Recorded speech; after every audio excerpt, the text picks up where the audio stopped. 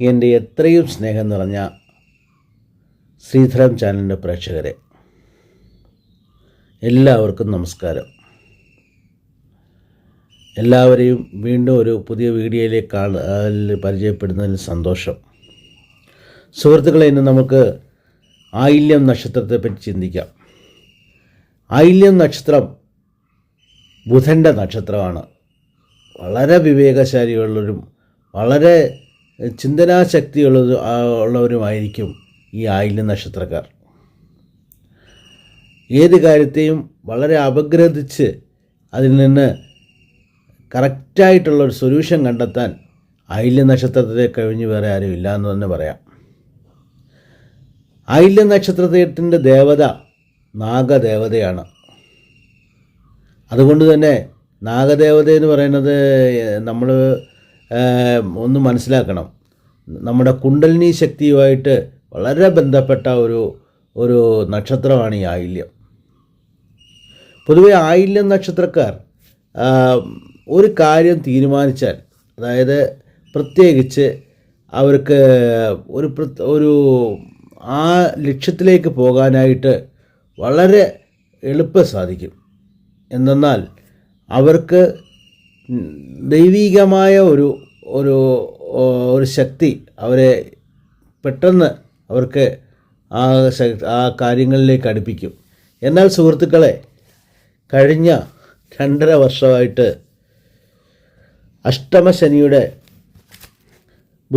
അഷ്ടമശനിയിൽ പിടിക്കപ്പെട്ട് വളരെ ബുദ്ധിമുട്ടുകൾ, അതായത് അപമാനം, കടം, അതുപോലെ ഗൗനക്കുറവ് കൊണ്ടുള്ള ബുദ്ധിമുട്ടുകൾ, ഏത് ബിസിനസ്സായാലും, ഈവൻ ഒരു ബിസിനസ് ചെയ്യുന്ന ആൾക്കാരാണെങ്കിൽ അവർക്ക് അവരുടെ പ്രൊഡക്ട്സ് പോലും ശരിക്ക് വിൽക്കാൻ പറ്റില്ല. ചിലപ്പോൾ പറയും കസ്റ്റമർ തിരിച്ചയക്കുന്ന ഗതിക്കും വരും. കാരണം പല ഗൗനക്കുറവുകളും അവർക്ക് ഉണ്ടാകുന്നുണ്ടായിരുന്നു. അതെല്ലാം ഈ ശനിദോഷത്തിൻ്റെ പ്രത്യേകതയായിരുന്നു. അതുപോലെ തന്നെ ഞാൻ പല ക്ലയൻസിനെയും കണ്ടിട്ടുണ്ട്. അവർക്കെല്ലാം അവരുടെ ബുദ്ധിമുട്ടുകളെന്ന് പറഞ്ഞു കഴിഞ്ഞാൽ, പണ്ട് അവർ ഏത് ലെവലിലുണ്ടായിരുന്നോ അത് ഈ കഴിഞ്ഞ 2.5 വർഷമായിട്ട് അവർക്ക് മുന്നോട്ട് കൊണ്ടുപോകാൻ പറ്റാത്തൊരവസ്ഥയായി. ജോലി ചെയ്യുന്നവർക്കും അത് തന്നെയായിരുന്നു, ബിസിനസ് ചെയ്യുന്നവർക്കും അത് തന്നെയായിരുന്നു. പലർക്കും ജോലി നഷ്ടപ്പെട്ടു പോയി, പലർക്കും പല രീതിയിലുള്ള പ്രശ്നങ്ങളായിരുന്നു. എന്നാൽ സുഹൃത്തുക്കളെ, 2025 നിങ്ങൾക്ക് അതിനെല്ലാം ഒരു സന്തോഷമായ വർഷമെന്ന് തന്നെ പറയാം. പ്രത്യേകിച്ച് ശനി ഭഗവാന്റെ ഈ നമ്മുടെ ഈ അഷ്ടമശനി മാറി 9ാം ഭാവത്തിലേക്ക് ശനി ഭഗവാൻ വരികയാണ്. പൂരുരുട്ടാതി നക്ഷത്രം എന്ന് പറയുന്നത് 17ാമത്തെ നക്ഷത്രമാണ് ആയില്യത്തിൻ്റെ. 17ാമത്തെ നക്ഷത്രം എന്ന് പറയുന്നത് ക്ഷേമധാരയാണ്. അത് നമുക്ക് തീർച്ചയായിട്ടും നല്ല കാര്യങ്ങളെ ചെയ്യുള്ളൂ. സോ 2025 തീർച്ചയായിട്ടും ശനി ഭഗവാൻ നിങ്ങൾക്ക് നല്ല കാര്യങ്ങളാണ്. 9ാം ഭാവത്തിലേക്ക് വരുന്നു, ഗുരുവിൻ്റെ രാശിയിലേക്ക് വരുന്നു. അതേ സമയത്ത് പൂരുരുട്ടാതി നക്ഷത്രം എന്ന് പറയുന്നത് ക്ഷേമധാരയാണ്. ഇതെല്ലാം വന്നിട്ട് പോസിറ്റീവായിട്ട് വർക്കാകും. ഇതുവരെയ്ക്കും നിങ്ങൾ അനുഭവിച്ചു കഴിഞ്ഞ കഷ്ടപ്പാടുകൾക്ക് ഒരു നല്ല വ്യത്യാസം തീർച്ചയായിട്ടും ഉണ്ടാകും 2025.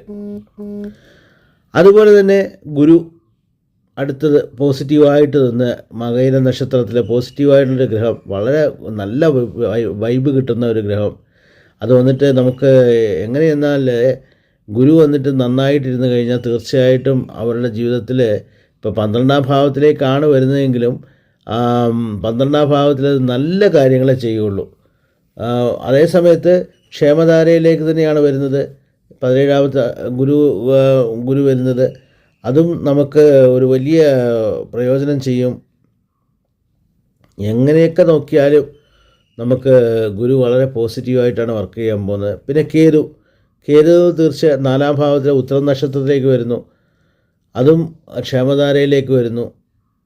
അതൊരു നിങ്ങൾക്ക് എന്താ പറയാമെന്ന് വെച്ചാൽ, രാഹു വന്നിട്ട് 17 അതും പൂരുരുട്ടാതി നക്ഷത്രത്തിലേക്ക് വരുന്നു.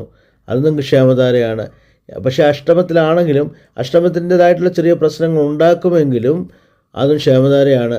ഇനി ജാതകത്തിൽ നമ്മൾക്ക് ഗ്രഹനിലകൾ കൂടെ കൺസെപ്റ്റ് ചെയ്യണം. നമ്മളിപ്പം എന്താ പറഞ്ഞാൽ നമ്മൾ ഗോചരത്തിനെ പറ്റി മാത്രമേ നമ്മളിപ്പോൾ എടുക്കുന്നുള്ളൂ. ഒരു 30% ടോട്ടൽ 30% മാത്രമേ നമ്മൾ കണക്കിലെടുക്കുന്നുള്ളൂ സുഹൃത്തുക്കളെ. അപ്പോൾ അതിൻ്റേതായിട്ടുള്ള ചില എന്താ പറയുന്നത് അടുത്ത 30% എന്ന് പറയുന്നത് നമ്മുടെ ദശാഭുക്തിയെ പറ്റി നമുക്കറിയണം. അടുത്ത 30% എന്ന് പറയുന്നത് നമ്മുടെ ജന്മരാശിയെ പറ്റി, ജന്മാരൂഢത്തെ പറ്റി അറിയണം. പിന്നെ ഒരു 10% നമുക്ക് എന്ത് വിശ്വാസമുണ്ടോ ആ പരമാത്മാവിലേക്കുള്ള വിശ്വാസത്തിനെ കുറിച്ചിരിക്കും. അപ്പോൾ ഇതെല്ലാം കൂടെ ചേർന്നാണ് ഒരാളുടെ അനുഭവങ്ങളെങ്കിലും കർമ്മകാരകനായതുകൊണ്ട് ശനിയുടെ അനുഭവങ്ങൾ ഗോചരത്തിൽ കുറച്ച് കൂടുതലായിട്ട് തന്നെ നമുക്ക് മനസ്സിലാക്കാൻ കഴിയും എന്നാണ് നമ്മൾ കണ്ടുവരുന്നത്. എന്തൊക്കെ നന്നായിട്ടിരുന്നാലും ഗോചരാവസ്ഥയിൽ ശനി ഒരു അഷ്ടമ ശനിയിലോ അല്ലെങ്കിൽ ഒരു 7 ശനിയിലോ ഒക്കെ നിൽക്കുന്ന സമയത്ത് കുറച്ച് ബുദ്ധിമുട്ടുകൾ അനുഭവിക്കുന്നതിനായിട്ട് കണ്ടിട്ടുള്ളത്. എന്ന് പറഞ്ഞാൽ കഴിഞ്ഞ ജന്മത്തിൽ നമുക്ക് കിട്ടിയ നമ്മൾ ചെയ്ത എന്തെങ്കിലും ദോഷകരമായിട്ടുള്ള ആ ദോഷങ്ങൾ അതിൻ്റെ ഫലം തരാനായിട്ടാണ് അദ്ദേഹം ആ സമയത്ത് അവിടേക്ക് വരുന്നത്. അദ്ദേഹം ആ പണി ചെയ്തിട്ട് പോകും. എന്ന് പറഞ്ഞാൽ അതൊരു എനർജിയാണ്, പരമാത്മാവിനാൽ വിട്ട ഒരു എനർജിയാണ് ശനി എന്ന് പറയുന്നത്. അത് നമുക്ക് കഴിഞ്ഞ ജന്മങ്ങളിൽ ചെയ്തിരിക്കുന്ന ദോഷാവസ്ഥകളെ അനുസരിച്ച് ഫലം തരാനായിട്ട് വന്നിരിക്കുന്നു. ആ ഗുരു എന്ന് പറഞ്ഞു കഴിഞ്ഞാൽ കഴിഞ്ഞ ജന്മങ്ങളിൽ ചെയ്ത നല്ല കാര്യങ്ങൾക്ക് എന്തൊക്കെ ഉണ്ടോ അതിനുള്ള നല്ല അനുഭവങ്ങൾ തരാൻ അദ്ദേഹത്താൽ ആ എനർജിക്ക് ഇത് ചെയ്തിരിക്കുന്നു, എനർജിക്ക് ആ ശക്തി കൊടുത്തിരിക്കുന്നു. അപ്പോൾ അതനുസരിച്ചാണ് നമുക്ക് എല്ലാ അനുഭവങ്ങൾ നടന്നുകൊണ്ടിരിക്കുന്നത്. നമ്മുടെ ജീവിതത്തിലുള്ള പല പ്രശ്നങ്ങൾക്കും കാരണം നമ്മുടെ പഴയ ജന്മമെന്ന് ഉറച്ചു വിശ്വസിക്കുന്ന ആളാണ് ഞാൻ. അപ്പോൾ അത് പോട്ടെ, നമുക്കിനിപ്പോൾ ആയില്യത്തിലേക്ക് തന്നെ തിരിച്ചു വരാം. ആയില്യ നക്ഷത്രത്തിൻ്റെ പൊതുവെ ഗോചരം നന്നായിരിക്കുകയാണെങ്കിലും നമുക്കത് കൂടുതൽ ദോഷങ്ങളില്ലാതിരിക്കാനും എന്തെങ്കിലും തരത്തിലുള്ള ഗ്രഹദോഷങ്ങളോ ഞാൻ പറഞ്ഞ പോലെ ഈ ഭുക്തി ദോഷങ്ങളോ അല്ലെങ്കിൽ അതുപോലെ ആരൂഢ ദോഷങ്ങളോ എന്തെങ്കിലുമൊക്കെ ഉണ്ടെന്നുണ്ടെങ്കിൽ അല്ലെങ്കിൽ ഗണ്ടാന്ത ദോഷങ്ങളോ എന്തെങ്കിലുമൊക്കെ ഉണ്ടെങ്കിൽ അതിൻ്റെ ശക്തി കുറയ്ക്കാനായിട്ട് നമുക്ക് നാഗദേവതയെ തന്നെ പൂജിക്കുക. നിങ്ങൾ മണ്ണാർശാല, പാമ്പുമേക്കാവ് അങ്ങനെയൊക്കെയുള്ള നാഗദേവതകളെ പ്രതിഷ്ഠിച്ചിരിക്കുന്ന അല്ലെങ്കിൽ കാളഹസ്തിയിൽ പോകാൻ പറ്റുന്നെങ്കിൽ അതിൽ പോവുക, മണ്ണാർശാലയ്ക്ക് പോകാൻ പറ്റുന്നെങ്കിൽ അത് പോവുക, അല്ല പാമ്പുമേക്കാവാണ് നമുക്ക് അടുത്തുള്ളത് അത് പോവുക. ഏത് അടുത്തുള്ള നമ്മളെ ശക്തി കൂടിയ നാഗക്ഷേത്രങ്ങളോ അവിടേക്ക് പോവുക. പിന്നെ മുഖ്യമായിട്ടൊരു കാര്യം പറയാം, നിങ്ങളുടെ ധർമ്മദൈവങ്ങളെ നിങ്ങൾ കൈവിടരുത്. ധർമ്മദൈവങ്ങളാണ് നിങ്ങൾക്ക് വഴികാട്ടുന്നത്. അതുകൊണ്ട് അവരെ പൂജിക്കുക. അവർ നമ്മുടെ സ്വന്തക്കാരാണ്. അതുപോലെ മറ്റ് ഇപ്പോൾ നാഗദേവതാ ക്ഷേത്രങ്ങളിൽ പോയിട്ട് പുറ്റുമുട്ടയും വയ്ക്കുന്ന പരിപാടി, പുറ്റുമുട്ടയും വയ്ക്കുന്നത് നല്ലതാണ്. പ്രത്യേകിച്ച് നിങ്ങളെ സംബന്ധിച്ചിടത്തോളം നിങ്ങൾ ആയില്യ നക്ഷത്രത്തിൽ വന്നൊരു ജലരാശിയിടുന്ന, അതായത് വെള്ളത്തിൻ്റെ ഒരു ഇതാണ്, പഞ്ചഭൂതങ്ങളിൽ ജലമാണ് അത് ചെയ്തിരിക്കുന്നത്. അപ്പോൾ തീർച്ചയായിട്ടും നിങ്ങൾക്ക് ഏതെങ്കിലും തരത്തിലുള്ള അഭിഷേകങ്ങൾ നാഗദൈവങ്ങൾക്ക് ചെയ്യുന്ന വളരെ ഉപകാരമായിരിക്കും. അങ്ങനെ ചെയ്ത് നോക്കുക. ഇതൊക്കെ നിങ്ങൾക്ക് ചെയ്യാവുന്നതാണ്. പിന്നെ ഞാൻ എപ്പോഴും പറയുന്ന പോലെ നിങ്ങൾക്ക് ഇപ്പോൾ ആത്മീയമായ പരിഹാരങ്ങൾ നിങ്ങൾക്ക് ചെയ്യാൻ പറ്റാത്തവരാണെന്നുണ്ടെങ്കിൽ തീർച്ചയായിട്ടും നിങ്ങൾക്ക് ഫ്ലവർ മെഡിസിൻസ് ഒക്കെ ഉപയോഗിക്കാൻ പറ്റും. ഈ ഫ്ലവർ മെഡിസിൻസ് എല്ലാ വീഡിയോയിലും പറയുന്ന കാര്യങ്ങളാണ്. അതൊന്നും സൈഡ് എഫക്റ്റ് ഇല്ലാത്ത ഒരു ബാച്ച് ഫ്ലവർ മെഡിസിനിൽ ഉള്ളപ്പെട്ട ഇതാണ്.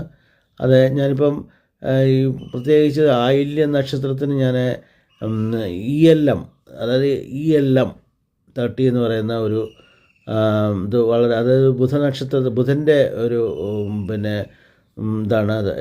ബുധന് വേണ്ടിയിട്ട് ബുധദോഷങ്ങൾ പരിഹരിക്കാനും ബുധനെ ബാലൻസ് ചെയ്യാനായിട്ടും നമ്മുടെ ശരീരത്തിൽ ഉപയോഗിക്കുന്ന ഒരു മരുന്നാണിത്. മരുന്നെന്ന് പറഞ്ഞു കഴിഞ്ഞാൽ അതൊരു ആരോമതെറാപ്പിയിൽ ഉപയോഗിക്കുന്ന ഒരു ഫ്ലേവറാണ്. അത് നമ്മൾ എടുത്ത് നമ്മൾ കൈത്തണ്ടയിൽ പുരട്ടുകയോ അല്ല നെറ്റിത്തടത്തിൽ പുരട്ടുകയോ അല്ല നമുക്കുള്ള ഒരു ഡ്രോപ്പ് കഴിക്കുന്നതും നല്ലതാണ്. ഏത് നമുക്ക് നമ്മളെ കൊണ്ട് പറ്റുമോ അത് ചെയ്യാവുന്ന കാര്യങ്ങളാണ്. അതുപോലെ സ്വീറ്റ് ചെസ്റ്റ്നട്ട്, കർക്കിടക രാശിക്ക് ഉള്ളതാണ് സ്വീറ്റ് ചെസ്റ്റ്നട്ട് എന്ന് പറയുന്നത്. അത് ആ കോമ്പിനേഷൻ ELM സ്വീറ്റ് ചെസ്റ്റ്നട്ട്. പിന്നെ പല കോമ്പിനേഷൻസും ഉണ്ട്. കാരണം അതിൻ്റെ ഗ്രഹദോഷങ്ങളും അതിൻ്റെ കൂടെ നിൽക്കുന്ന കർക്കിടകത്തിൽ നിൽക്കുന്ന മറ്റ് ഗ്രഹങ്ങളും അങ്ങനെ എല്ലാം ചേർത്ത് നോക്കേണ്ടതാണ്.